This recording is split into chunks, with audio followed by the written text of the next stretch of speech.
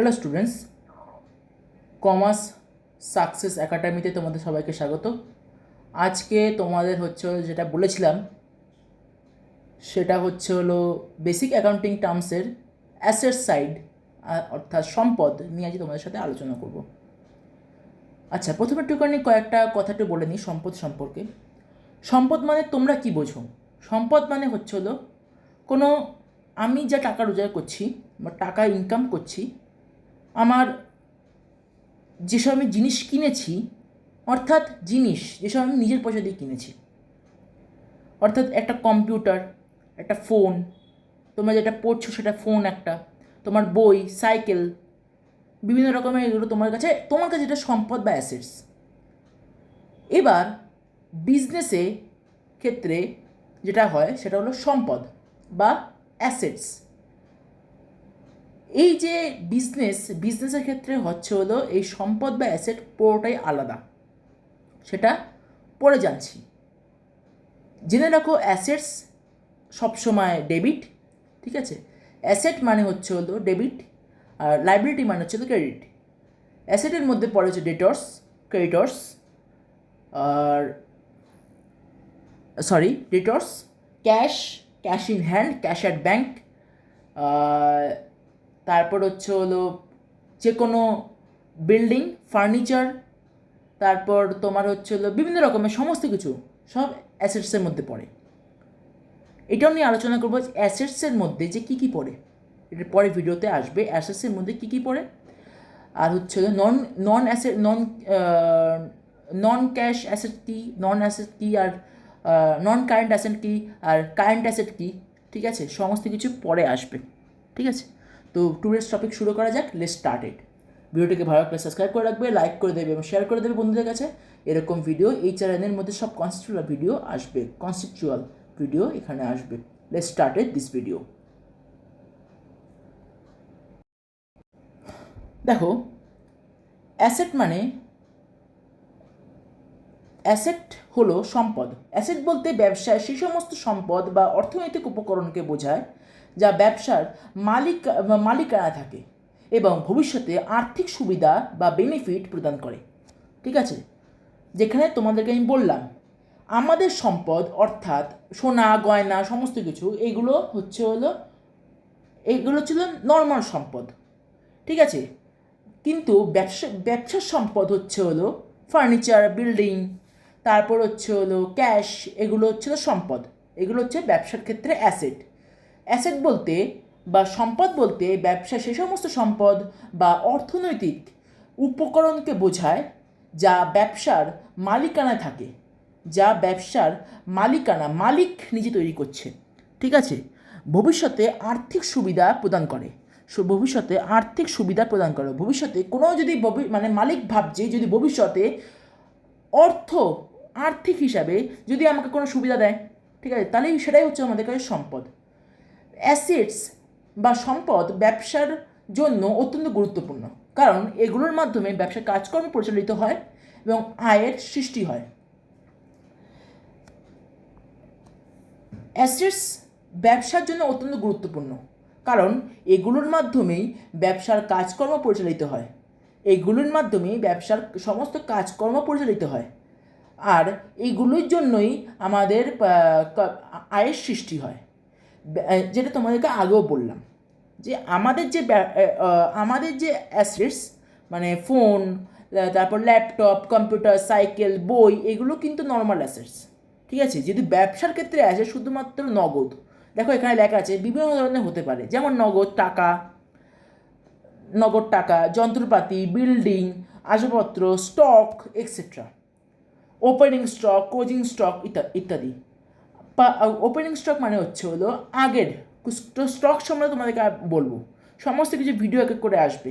এই জন্য বলছি কনসেপ্ট নিয়ে আলোচনা করো, কনসেপ্ট সময় বোঝো। ফট করে অঙ্কে গেলে কিন্তু তোমরা কিচ্ছু বুঝতে পারবে না, এটা তোমাদের পরে গিয়ে অসুবিধা হবে। অনেক স্যার ম্যাডামরা খুলে বসেছে প্রথমেই অঙ্ক করায়, কনসেপ্ট খুব ভালো করে বোঝায় না। তো আমি বোঝাচ্ছি কনসেপ্টটাকে ভালো করে বোঝো। বাংলায় কনসেপ্ট বোঝাচ্ছি, ইংলিশে এমসিকিউ দিচ্ছি। যদি যারা এমসিকিউ বুঝতে না পারছো ইংলিশে, তারা কী করবে যে তারা বলবে হচ্ছে হলো আমার সাথে যোগাযোগ করবে, আমি তোমাদেরকে নাম্বার দিয়ে আমাদের সাথে জোগাড় করবে, হোয়াটসঅ্যাপ করবে আমার নাম্বারে, হোয়াটসঅ্যাপ করে তোমাদেরকে আমি এমসিকিউ কি বেঙ্গলিতে পড়বে নাকি ইংলিশে পড়বে সমস্ত কিছু বলে দেবো। সুতরাং অ্যাসেট হলো ব্যবসার মালিকানাধীন সম্পদ যা ভবিষ্যতে উপকরণ এনে দেয়, লাভের উপকরণ এনে দেয়, লাভ বা উপকার এনে দেয়। ঠিক আছে, অর্থাৎ সম্পদ হলো ব্যবসার মালিকানাধীন সম্পদ, ঠিক আছে, বা অ্যাসেট হলো ব্যবসার মালিকানাধীন সম্পদ যা ভবিষ্যতে লাভ বা উপকার এনে দেয়। ঠিক আছে, যেখানে টাকার অ্যামাউন্ট রয়েছে, টাকার কথা রয়েছে। দেখো তারপরে এক্সাম্পলে একটা ছোট্ট এক্সাম্পলে দেখো একটু বুঝে নাও। এক্সাম্পলে দেখো বলছি যে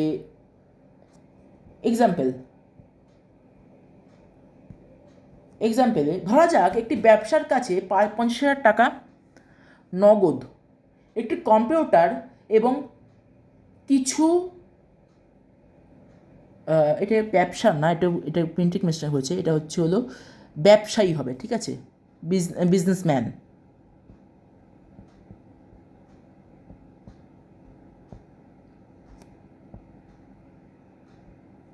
ঠিক আছে, বিজনেসম্যানের কাছে কোনো মালিকের কাছে রয়েছে হলো 50,000 টাকা নগদ, অর্থাৎ টাকা রয়েছে। ঠিক আছে, ক্যাশ রয়েছে। ওটাকে দিয়ে তিনি একটি কম্পিউটার কিনলো আর কিছু পণ্য কিনলো, অর্থাৎ কিছু স্টক কিনলো বা কিছু গুডস কিনলো। এই টাকা বা এই নগদ কম্পিউটার বা পণ্য হচ্ছে হলো এই যে টাকাটা তোমরা কিনলে, এই টাকাটা যে উনি কিনলো 50,000 টাকায়, যে কম্পিউটারটা কিনলো এবং যা পণ্যটা কিনলো সবই ব্যবসার অ্যাসেট। যেহেতু উনি টাকা দিয়ে কিনেছে, অর্থাৎ মালিক হিসেবে একটা ব্যবসার মালিক। ঠিক আছে, একজন ব্যবসার বিজনেসম্যান। ঠিক আছে, একজন বিজনেসম্যান যেহেতু যদি উনি পণ্য কিনেছে টাকা দিয়ে, ঠিক আছে, আর কম্পিউটার কিনেছে টাকা দিয়ে, ব্যবসার থেকে টাকা দিয়ে, তখন সেটা হবে আমাদের কাছে অ্যাসেটস। সেটা হবে তোমাদের কাছে সবার কাছে অ্যাসেটস। ঠিক আছে, অ্যাসেটস।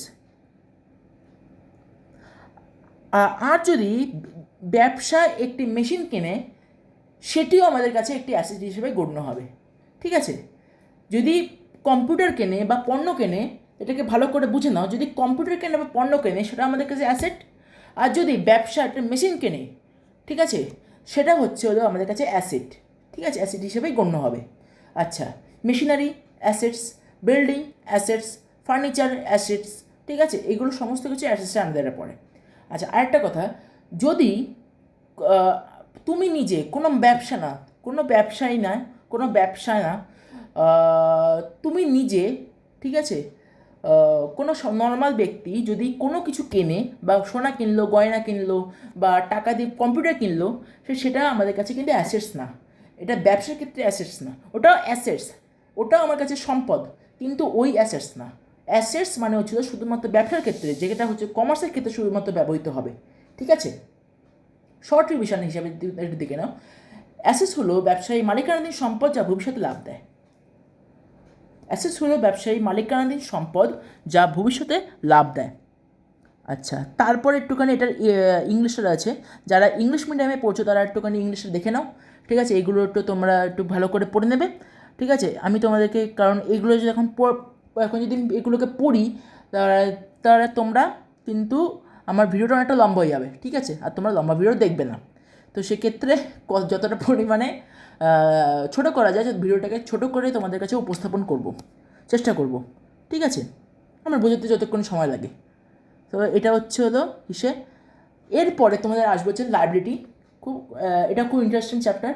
তারপরে তোমাদের কাছে আমি একটু ছোট্ট করে নিয়ে আসবো লাইবিলিটি কোনগুলো আর অ্যাসেটস কোনগুলো কমার্সের ক্ষেত্রে, অ্যাকাউন্টেন্সির ক্ষেত্রে লাইবিলিটি কোনগুলো, অ্যাসেটস কোনগুলো, সমস্ত কিছু ছোট্ট করে নিয়ে আসবো।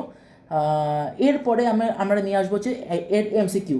ঠিক আছে, এমসিকিউ প্লাস এসিকিউ। তো আজকের মতো এখানেই, বাই বাই।